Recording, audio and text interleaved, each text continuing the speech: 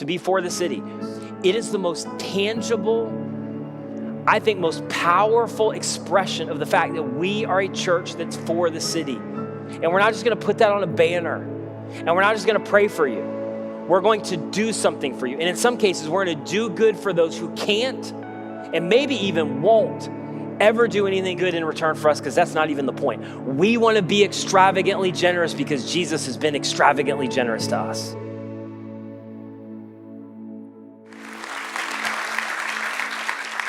Hey, I'm so glad to be here at Centerpoint, man. I love coming here, even though you're Bucks fans, I still enjoy it. And go creamsicles. So, no, I'm just kidding. I gotta be honest, this has nothing to do with today, although it has everything to do. Home game today. I kind of like Baker Mayfield. So, I thought you may enjoy that. Okay. All right. I don't know if you've ever had a kid or not. I haven't had a kid, but we have 4. My wife did the doing. I participated, but she had the kids. But when we were about to have our first kid, when we found out she was pregnant, we were like planners, right? So we wanted to figure out how to do this well. So we jumped headfirst in. We read that, what to expect when you're expecting book. We went to these classes, there's these birthing classes, super weird. I don't know if you've been to one of these before. You sit around with a bunch of strangers and watch disgusting videos, and then you just look at people and go, I hope I never see you again. This is weird. We got a weird connection here. But we made our plan. I mean, we did everything you could do to be as prepared as we can be. And then if you've ever been through the process before, having a baby is like a mission trip. The only thing you know for sure is that your plan is not going to happen. And so we walk in with our 7-page birthing plan, and the doctors are like, oh, you're very sweet. That's very cute of you.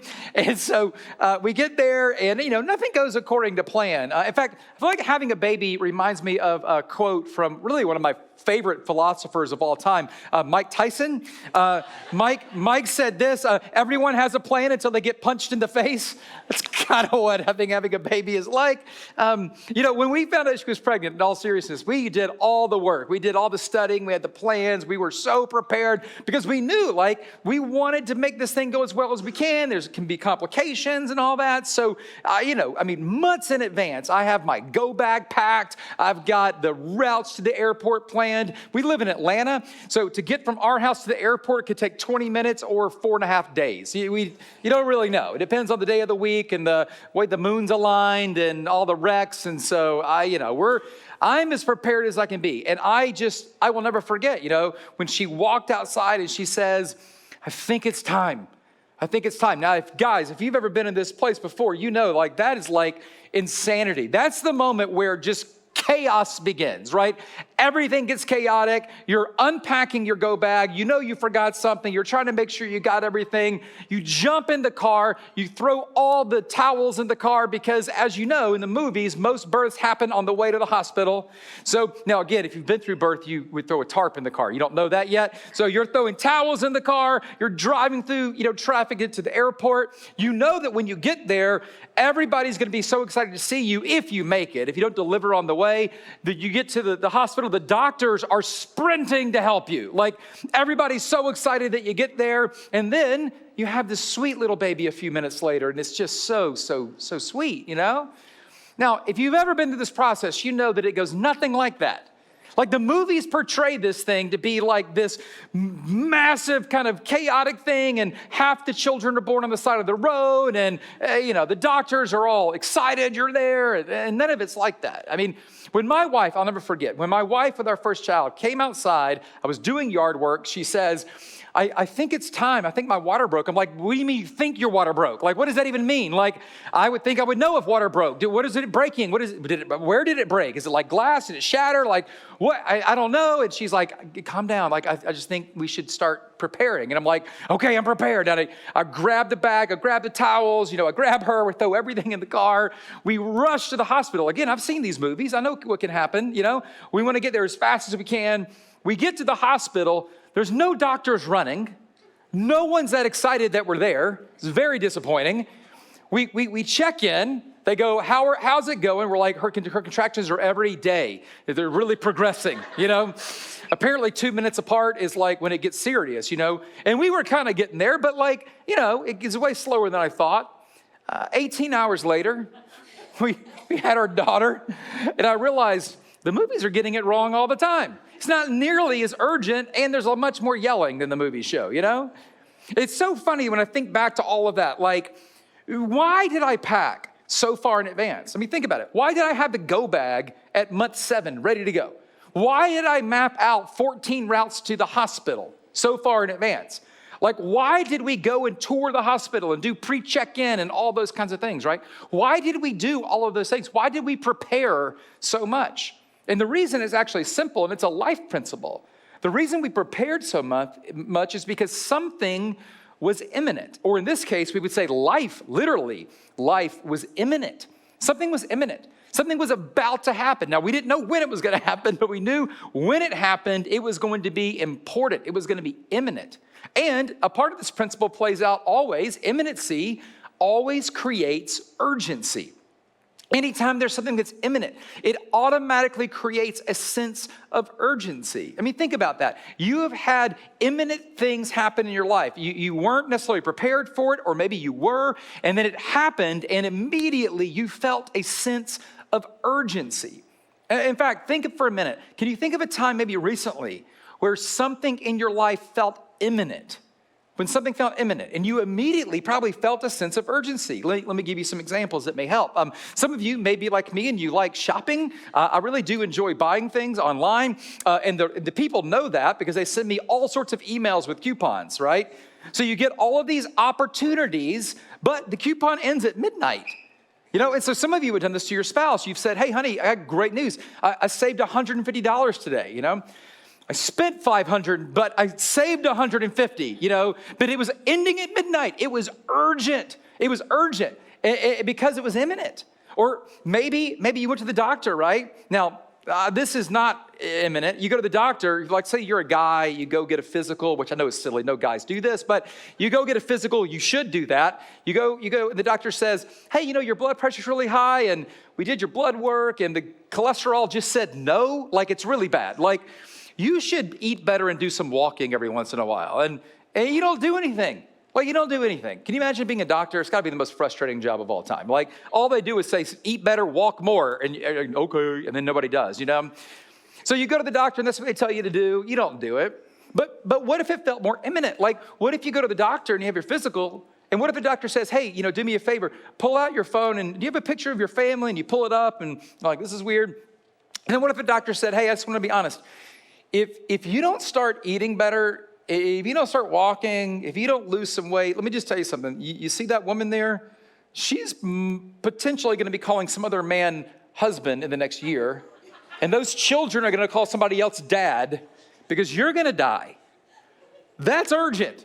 Like, that feels imminent. Like, some of you are like freaked out right now. You want to go walk right now, you know? You don't want that to happen. Why? If something is actually imminent, it creates a sense of urgency. Or one more, maybe you go to your favorite like local fast food Mexican place, and you get your tacos, you get your number one, and you know, about halfway through the meal, you're really grateful that you chose that booth adjacent to the bathroom because something is imminent and really urgent, you know?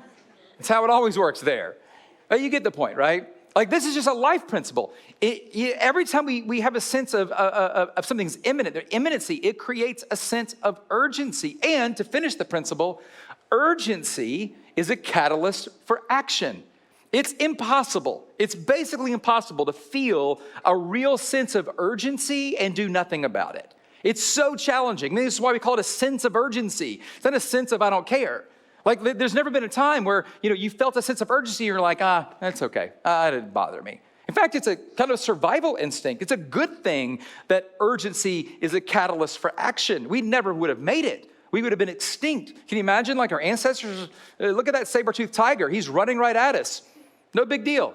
Who cares, right? Of course we care. Why? Because it's going to eat you. The sense of urgency drives action. You run into the cave and hide. That's why we're here. And this is important.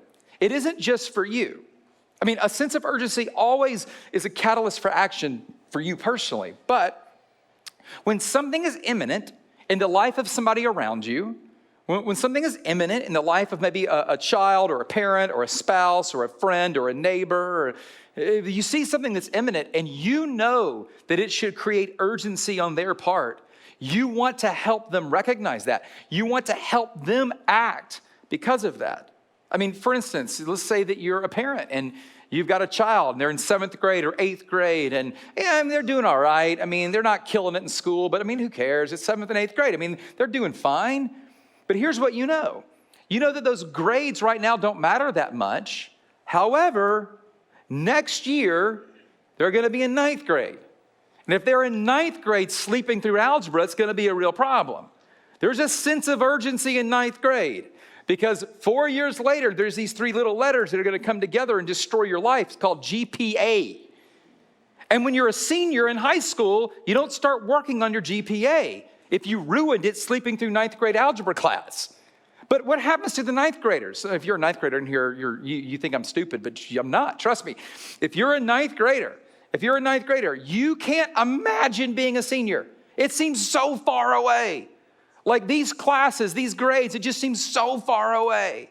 But your parents are looking, going, it's going to be like that. It's going to go so quick.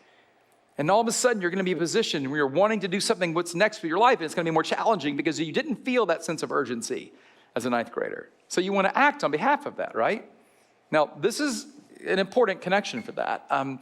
In the first century, this Christianity thing was brand new. They didn't even call it that then. But in the first century, the Christian church was just starting.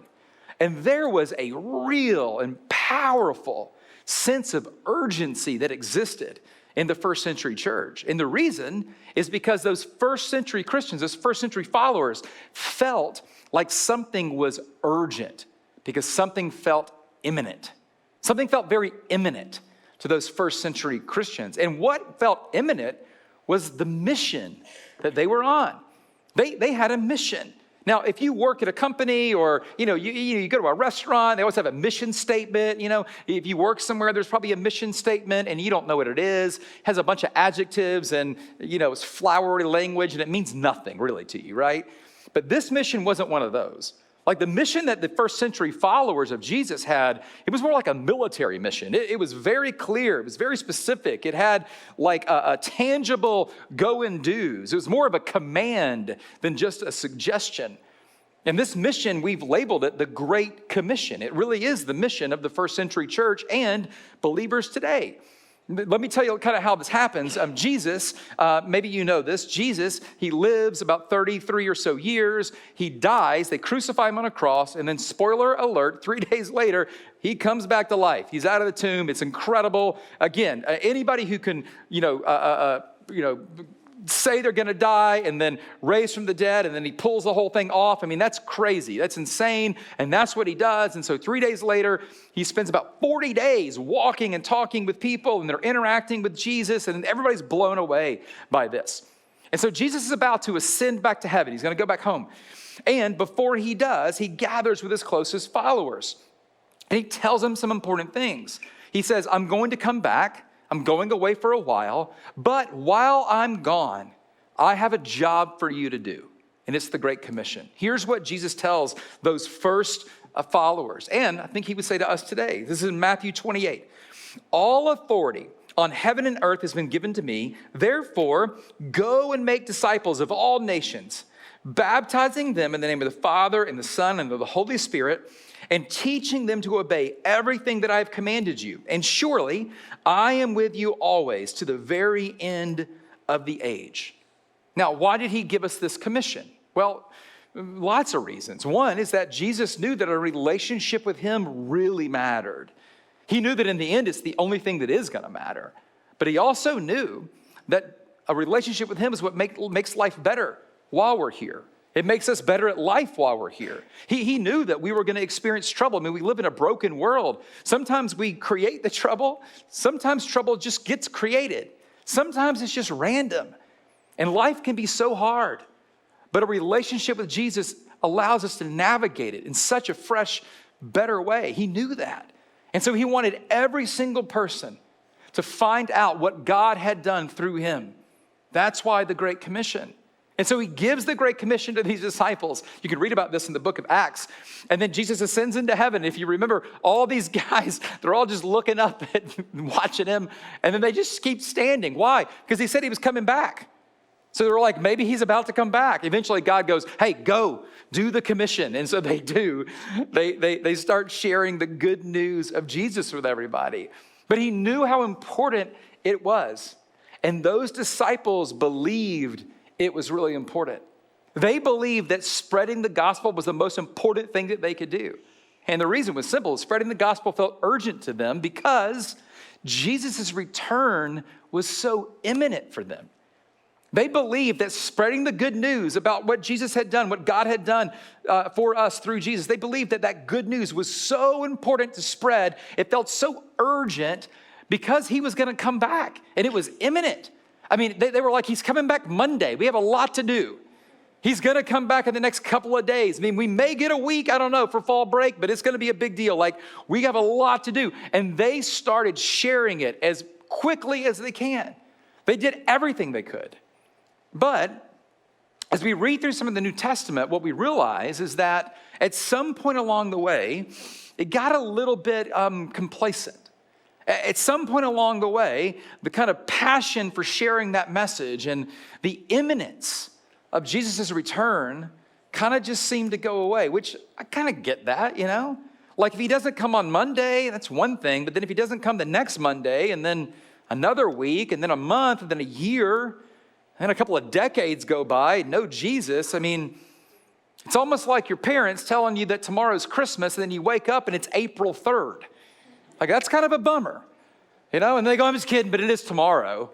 I mean, at some point, you don't believe that anymore. And it seems like that started to happen here, especially to the Jewish believers. There's a book in the Bible called Hebrews. We don't really know who wrote it, but the person who wrote it obviously was a Jewish person and wrote it to the Hebrew believers, the Jewish people who had converted from Judaism to Christianity.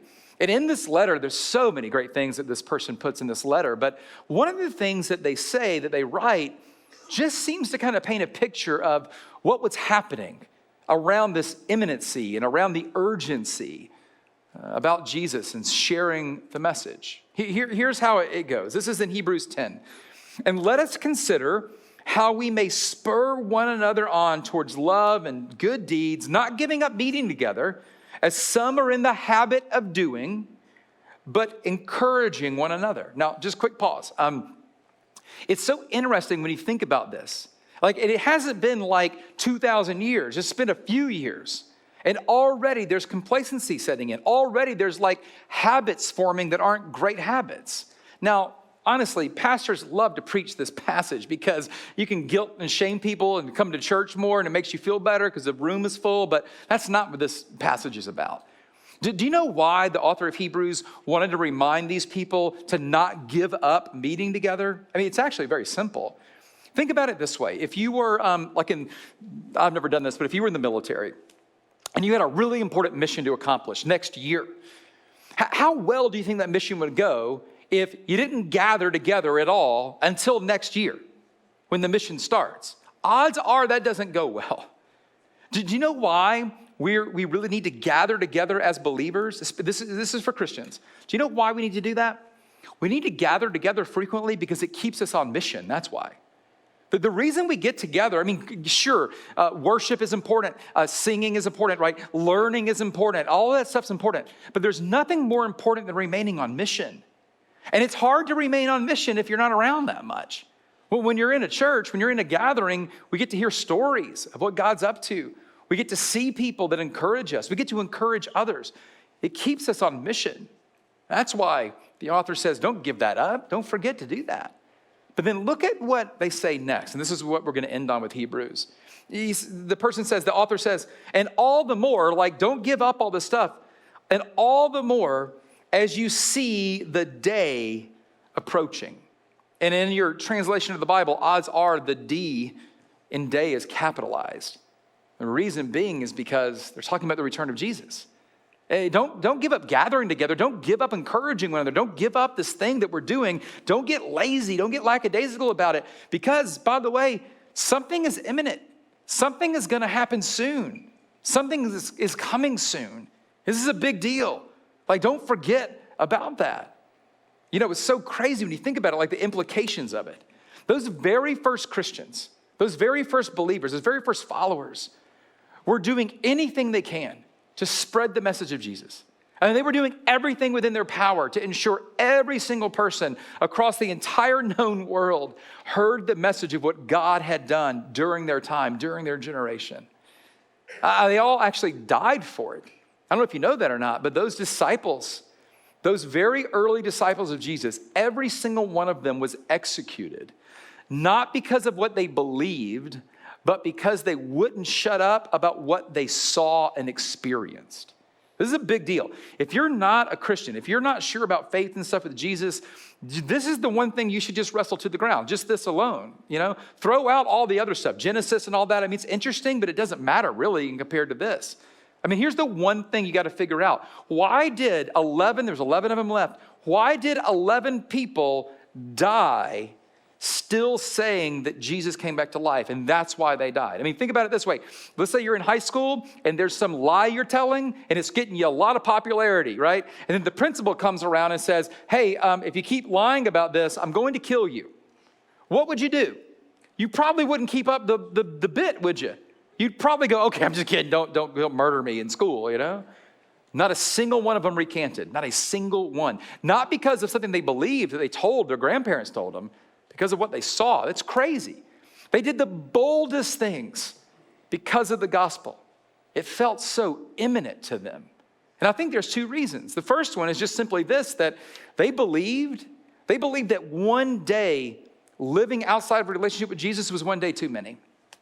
They really believed that. They believed that one day living outside of that relationship was one day too many. And the other thing they believed, though, they believed that Jesus' return was imminent. They believed that Jesus was coming back very soon. And they wanted every single one to meet him, to know him before he came back. There was an imminency that was creating urgency. And it was a catalyst for action. In fact, that's what we said earlier, right? That's how imminency works. When something is imminent, it creates a sense of urgency, and it is a catalyst for action. However, that was 2,000 years ago, right? I mean, it's been 2,000 years, right? I mean, that's a long time. That's a lot of Mondays that have come and gone without anybody coming back. It's a long time. Like at some point, you begin to feel like the little boy who cried, Jesus is coming, and it just he ain't coming. And it's easy to get a little more lackadaisical, isn't it? Because it doesn't feel imminent anymore. I mean, the principle works in reverse just the same. If nothing is imminent, nothing is urgent, and there's very little need to act. If nothing feels imminent, nobody feels a sense of urgency. And there isn't a reason to do anything. I mean, if I could say it this way, welcome to modern Christianity. Nothing feels that urgent. The gospel doesn't feel that urgent. The message of Jesus doesn't feel that imminent. So therefore, we kind of just go on about our days, go on about our normal lives. We develop habits and rhythms about all the things that do feel urgent, the things that do feel imminent, but faith and Jesus and all that just doesn't feel like one of those. In a way, it kind of feels like we've turned the Great Commission into something I like to call the Great Suggestion. Like we would never say this, but this is kind of how we treat the mission today. I wrote it down. I think it sounds something like this.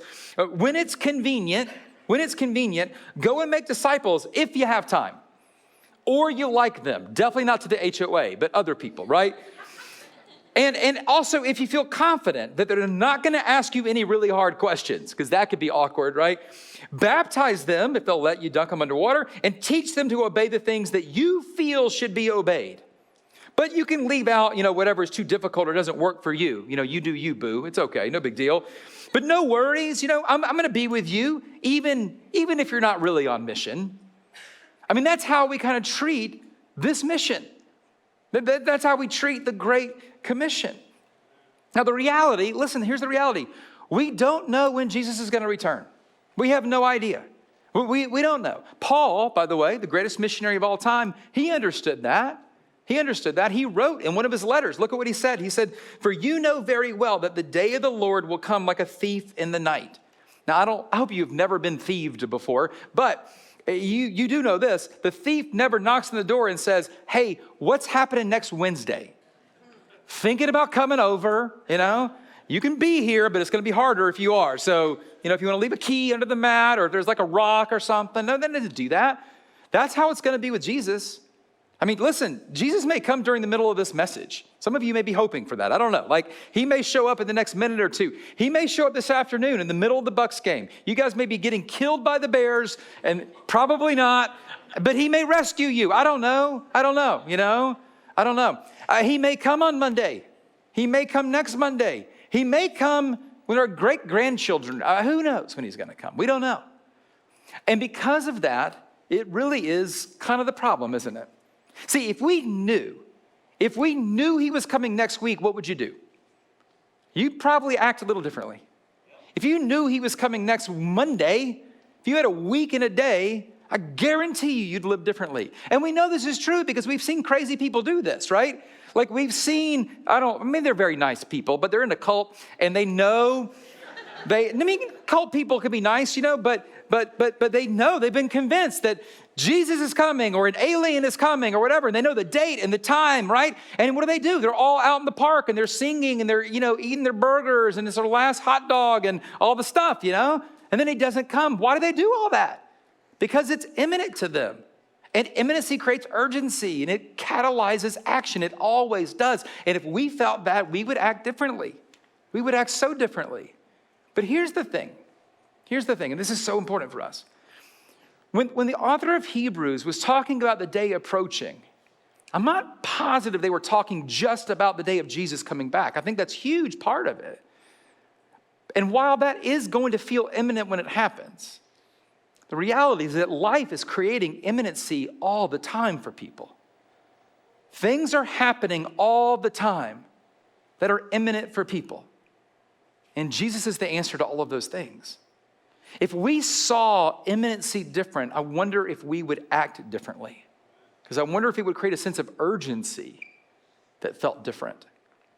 I made a list of things that are imminent in people's lives. I'm going to read you some of these. And they may be imminent in your life. Odds are you know somebody, and this is absolutely going to happen to them soon. For instance, you probably know somebody who has a marriage that's about to collapse. It's imminent. And they may not know it, and you don't even know it, but something's going to happen soon. It's imminent. You may know somebody that has a child that's struggling, and there's a decision that kid's going to make. It's imminent. It's going to change the trajectory of their life. It may change their whole family. You probably know somebody that's about to receive a health diagnosis. It's going to change their life forever. And they don't know. And you don't know. But all of a sudden it's going to happen. It's going to be imminent. It's going to create a sense of urgency.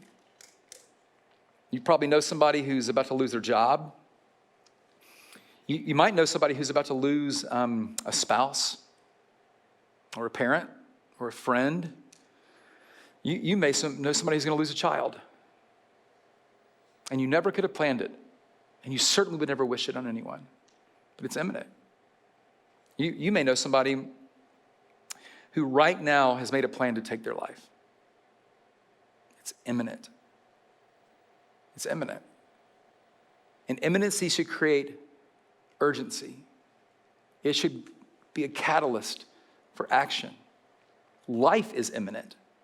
Therefore, a relationship with Jesus should be urgent. Life is imminent. Not just for you, for everyone around you. Everyone in your neighborhood. Everyone in your family. Everybody in your workplace. And I don't know if you've ever thought of it this way before, but that's why the church exists. The church exists because life is imminent and Jesus is the answer. And the church is the mechanism for God's hope and help in the world. Life is imminent for the people around us. And our church here, Centerpoint, is a part of the answer for that imminency. And we should have a sense of urgency about that. Do you know what the mission of Centerpoint Church is? I love the way that you guys state this. We exist, here's the mission. This is what we're here to do. We exist to tear away every unnecessary barrier for people to find life and freedom in Jesus. That's why Centerpoint Church exists. But I want you to think about this word. It doesn't say Bryant as the pastor exists here. It says we.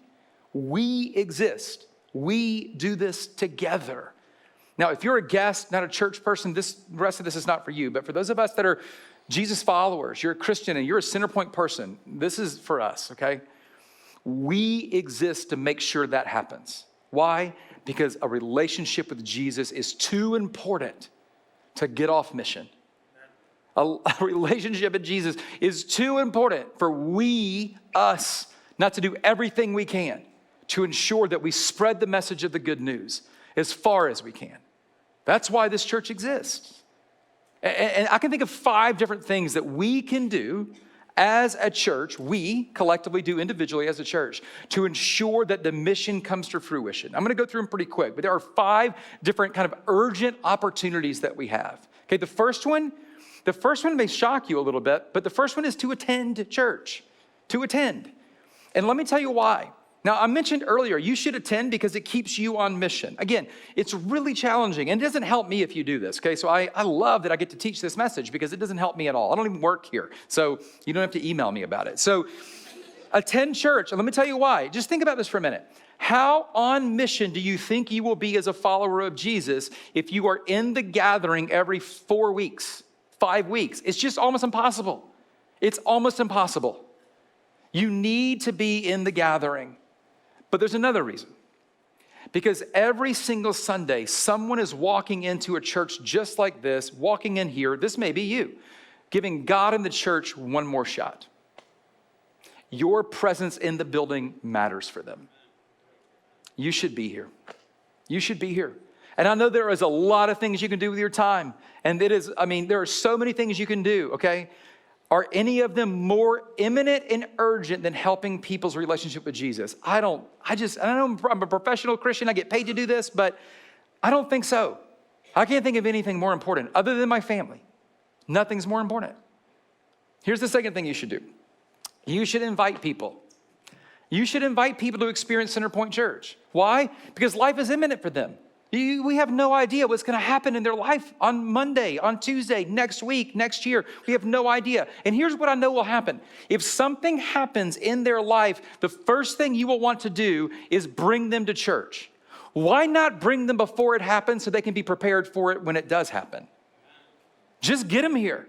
Do whatever it takes. Buy them lunch. Promise they'll meet somebody cute. Pay them, whatever. Listen, I'll be honest. I have paid people to come to church before. I have an atheist tennis partner I used to play tennis with. I paid him one day to come to church, because he wouldn't come, right? Whatever it takes, it doesn't matter. Get people here. Build a relationship with people who need Jesus and introduce them through the local church. You have the perfect church to do this. Your church is designed with guests in mind. Bring them. Every Sunday is the perfect day to do it. And again, we have no idea what's imminent in their life. Third thing you should do, you should connect in small groups or community groups.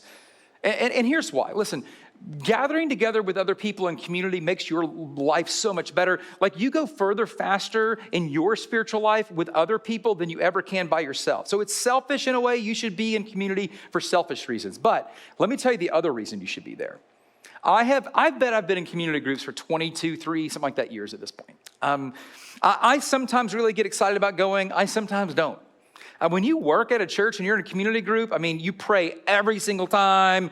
Every time there's a problem, you're expected to give the answer, so you're off the hook. It's going to be easier for you. But let me just tell you, I have never been in a community group. I've never been in a small group experience where something imminent in life didn't happen to somebody. And God put us all in that group together so that we could be his hands and feet in their life. That's why you should be in group. Who cares what you get out of it? You should be in group because somebody else needs you there. That's why you should do it. So figure out how to do that. 2 more. I love talking about these because, again, I don't work here. The fourth one is you should give. You should sacrificially give to the mission of the local church. And listen, you should give to everything you want to give to. You should just be crazy generous. You should give money to all sorts of things, but you should make the local church the very first stop on your giving trajectory. because it's God's plan for the world. And you should give to this church. And I can give you one really great reason you should. I mean, the selfish reason, by the way, is it's going to make your financial life so much better. It's the weirdest thing, but you will never have more peace than when you give money away than when you keep it. You know that. Like you keep money, you buy a boat, it's super stressful, it gets scratched. If you give the money away, no stress. I mean, it's just so much better, okay? But here's the thing. This church is so dynamic, and it is so needed in this community. And the reason, you know that. Your lives have been changed because of this place. And you're already thinking of people you want to invite to this place. God is going to continue to provide opportunities for this church. You do not want an opportunity to come by and this church not have the funding to take advantage of it. The reason you should give is not to keep lights on. The lights are going to be on. You should give because of what God has in store. And you're preparing the way for that. You should do it. You should make a plan to support your local church. And again, I don't work here, so it doesn't help me that you do it. But you should do it. You should do it. Last one. You should serve. You should serve in your local church. Now, I think you should serve around the world. I think you should serve in your community. But again, the local church, serving the local church, so important. It's the first place you should do it.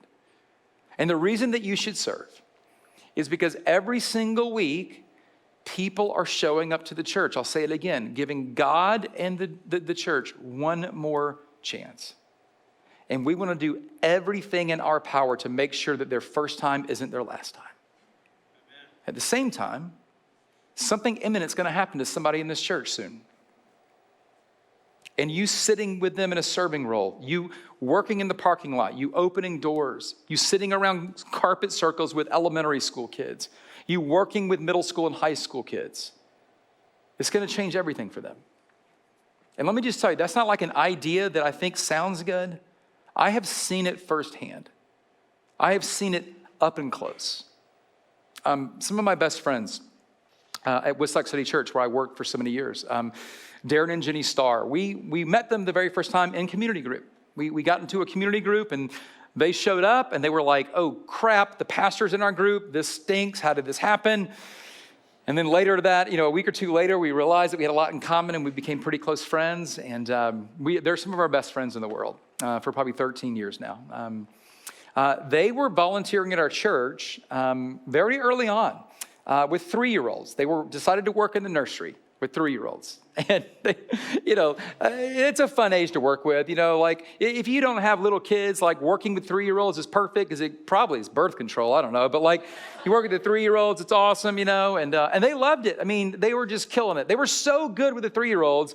When the year ended and the 3-year-olds it was ready to go into the 4-year-old room, all the parents petitioned Darren and Jenny Starr to go to the 4-year-old room with these kids. We all love these kids, these people. And by the way, my youngest daughter is one of these kids. She was 3 in their group.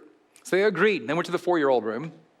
And it was super cool. Of course, after another year of building relationships with these kids, all the parents are really wanting them to move on, And we're doing everything we can, guilting them, shame. I'm like, our kids are going into kindergarten. Kindergarten is scary. They need Miss Jenny and Mr. Darren at church, And they're like, all right, So they moved to the kindergarten room and they had them in kindergarten. And Darren and Jenny are so incredible. They moved up with them again in 1st grade, moved up with them in 2nd grade, moved up with them in 3rd grade. Every week volunteering as a small group leader. Now, they took occasional vacations. Okay, we didn't keep them like on a chain or anything, but wasn't in jail, but they were there almost every single week. Why? Because they knew it mattered. They had no idea how much it was going to matter, though. I will never forget this. This is kind of emotional, but they had a little girl in their group named Hannah. And one day after church, Hannah's mom and dad picked her up, said goodbye to Miss Jenny, Mr. Darren, left, and Hannah's mom had an aneurysm that afternoon. She was very young, early 30s. And I don't think there's any version of good aneurysms, but this one was definitely not good. I got a call that afternoon, go to the hospital, see the husband sitting in the waiting room. She's in surgery, long surgery, right? She gets out. Doesn't look great, but there's a chance, And if you've ever been in one of these situations, it's a roller coaster, And there's good moments and there's bad moments, and it looks good, it looks bad, and after about 2 or so days of that, she finally passed away. And of course, Darren and Jenny are a part of that with us. They're at the hospital, One of the hardest parts about being a pastor, but also one of the most just privileges we have, is stepping into moments like that with people. And they asked me if I would do the funeral. Of course, I did. So if you've ever been at a funeral like this as a family member, there's always a room off to the side. And so we were in the family room before the service. We're usually there about an hour before, maybe having some food or, things like that. And so we're in the room, and I'm looking around, and there's a bunch of people there, but I don't see Hannah anywhere. And so I asked a couple of people, I was like, hey, where's Hannah?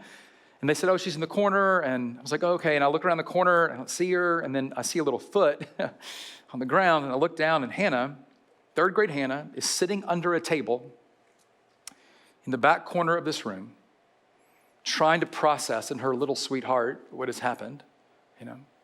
She hasn't come out. I walk over there, and I kind of just say hey to her, and she's just so sad. And so a few minutes before the funeral starts, maybe 10 minutes before, there's a knock on the door, and I open up the door to the family room, and guess who it is? Mr. Darren and Miss Jenny. They walk in the room, and Hannah sees him. And Hannah gets out from under the table as fast as I've ever seen anybody move. And she sprints across the room and jumps into Mr. Darren's arms. And Darren is, I remember I was standing right beside him. Darren is swinging her around, and Jenny's tickling her, and they're laughing. And I just remember standing there, and I thought, and there it is. They had no idea when Hannah was 3 that this was going to happen in 3rd grade. They had no idea. They had no idea the week before, when they could have been doing anything else but sitting in a carpet circle with 3rd graders, that this was going to happen. They had no idea. They had no idea. And that's the reality of what we face in our world, right? It's a broken world. And Jesus is the answer, which means you are the answer. We are the answer. I mentioned my daughter is in Miss Jenny's group. She's 15 now, about to be 16. Every single month, they gather together at Miss Jenny's house and still do Bible study together. Since they were 3. I ask my daughter sometimes, I go, hey, do you talk to me about everything? And she's like, almost. And I say, well, do you talk to Miss Jenny? And she's like, oh, yeah. Life's imminent, right? It's imminent. It's important. And the gospel really matters. What are we willing to do to make sure that everybody hears that story? Let me ask you a question. How many days? How many days is too many days to live without Jesus? And don't answer that for yourself. Answer it for the people around you. Answer it for the people in your workplace. How many days? It's too many days. I'll tell you what. I think that what we want to do as a church is ensure that every single person within reach is reached. That's kind of our goal. We want to make sure that every single person within reach is reached. And the way we do that is by engaging in the mission. The way we do that is by attending. We do it by serving. We do it by giving. We do it by inviting. We do it by connecting in groups. And I would just like to suggest, I don't think there's anything more important that you'll ever do than that. Can we pray together? Father God, thank you so much for Darren and Jenny. I mean, I love them so much as friends, but thank you for what they have meant to my daughter. Thank you for what they meant to Hannah.